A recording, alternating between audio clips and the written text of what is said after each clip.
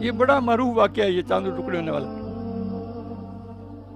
ابو جہل کہا نا پیچھے ابو جہل رہا جن ظلمت کا باپ. اس نے اس کا دوست تھا بیو یمنی تھا یمن میں, اس کو پیغام بھیجا ادھر نبی نے نبوت ہونے کا دعویٰ کیا ہے, آپ ادھر آؤ مکہ مکرمہ, اس سے بحث کرنی. وہ آ گیا, انہیں قاصد بھیجا نفسل کے پاس کہ میں یمن سے آیا ہوں تو ہم آپ سے یعنی ملنا چاہتے ہیں. نفسل میں ادھر آ جاتا ہوں جہاں مشورہ کر کے بیٹھے ہوئے ہو. نفسل تشریف لے کے ادھر. اللہ, ان کے آپ پتہ چلا آپ نبی کی دعوت کرتے ہو, آپ کے پاس کیا ثبوت ہے؟ ان کا آپ مانگو کیا مانگتے.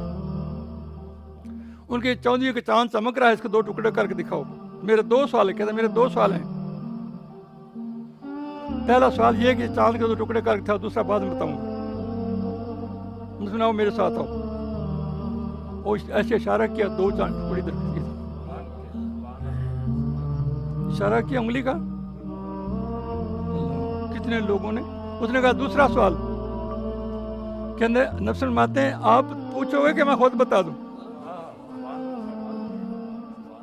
ان کا یا رسول ان کیا آپ پوچھ لو, آپ یہ آپ بتا دو خود ہی, یہ تو اور بڑی بات ہے.